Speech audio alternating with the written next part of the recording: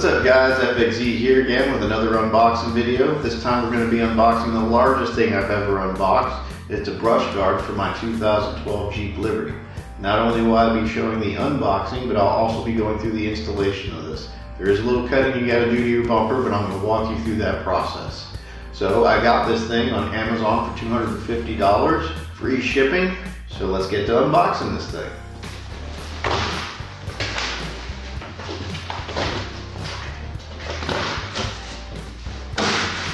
There is a bit of an echo in this room. I don't have any acoustic paneling up just yet.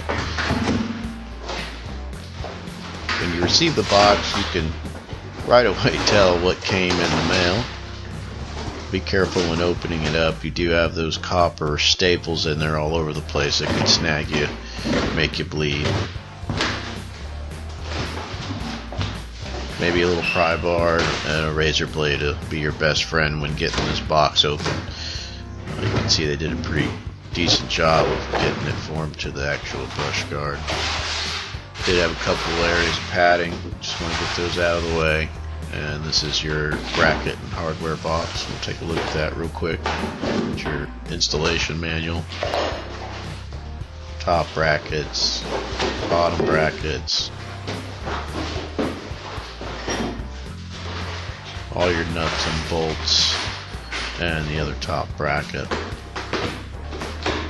But getting down to the actual brush guard, they've got it wrapped in some really good foam and tape. And again, made a huge mess, so be careful not to scratch the finish. It's pretty light. The front of it's got nice rubber padding on it. You got holes already there for mounting lights. Be mindful where this little rubber piece is here. This protects the paint on your bumper when you're mounting it. It's very important that that's there. Might have to move it. So that's pretty much the unboxing experience of the brush guard. Let's get to the installation. So here we are in the garage with all the hardware and brackets laid out. See here the bottom brackets, top brackets, some little pad pieces down there in the middle. All the tools I thought I'd need and the hardware off to the side. First thing you want to do is start off cutting this little square piece out on the left side on the bottom of your bumper. I use this Harbor Freight rotary cutting tool, working perfectly to cut that section out. There's three little tabs holding that on. And then again, move over to the right side, cut that section out. Once you do get these pieces out, it's a good idea to go in there and clean up anything that didn't get cut off. If it's got any sharp edges, might want to get it out of there so you don't cut your hand while you're reaching up in there and putting the brackets and bolts in. The next section you'll have to cut out is the next row over, the very top slat. Just so you have space to get bolts started and get your ratchet in there on the inner bolts. Try doing it without cutting that slat out. It just wasn't happening, so you got to cut that section out. And again, clean up any rough edges so you don't cut yourself. So this rectangle piece slides up into the bumper. There's already holes in your bumper for the bolts to go through. Just make sure you line it up because it's kind of staggered. You want to get yourself a bolt lock washer and a flat washer, and the bottom mounting bracket for the left side in place, and get your hardware started. I'll show you another view here in a second. You can see where I'm at. So right there, you want to get your ratchet into that top slat hole you cut out, and you don't want to tighten everything up all the way right now. Leave everything kind of loose so you can move it around and get hardware stuck in all the holes. So again, this is the right side. Shove your rectangle piece up into place. Your bolt, lock washer, and flat washer. There's going to be two of these bolts on each side holding this bracket in through the bumper. It's kind of angled, so it's a bit of a pain, but it's doable. And again, leave everything loose so it can jiggle around. Next, moving on to the top of the brush guard mounting area. At the top of your grill, you'll have two little pop-out inserts. Just get a prying tool and pop those two things out. And you want to line up your top brackets and see where they're making contact with your grill. And then you want to install that rubber padding sticky piece they send you to protect the paint on your grill. And they give you some self-tapping bolts to run down into the holes that you took those little inserts out of. And again, don't tighten them all the way down, leave them a little bit loose. And again, on the right side. There's another view of how I just mounted those top brackets.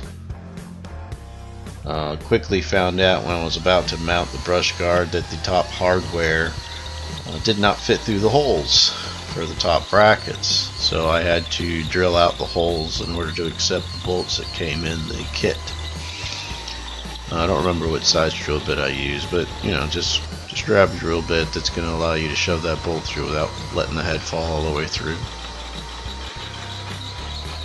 Once you have your holes drilled out, go ahead and lift up your grill, and remember it's important to have those little rubber pads in place to wrap around your bumper, because you're going to want to gently set it on there and get your bolts started on the top brackets through the mounting brackets on the brush guard.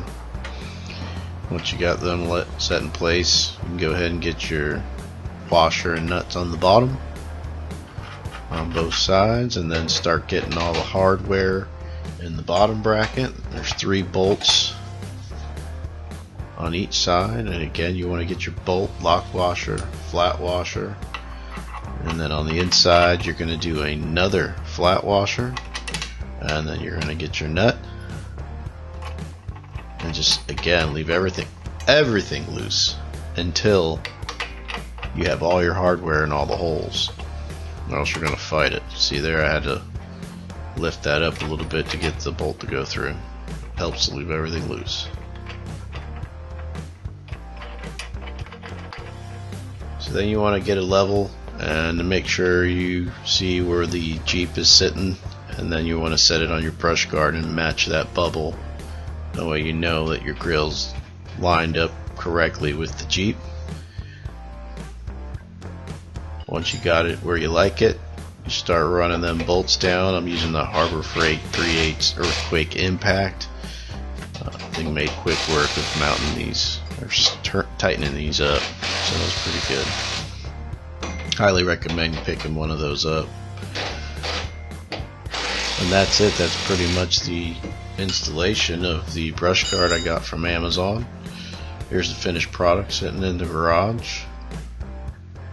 Then I pull it outside and give you a couple different angles out there.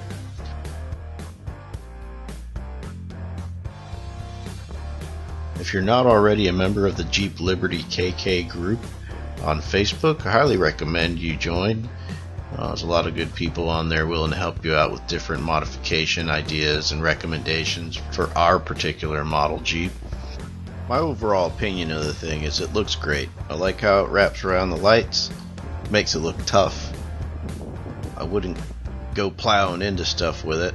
You might be able to pull the Jeep out by this bottom bracket, or possibly mount a winch on there and pull yourself out if you get stuck.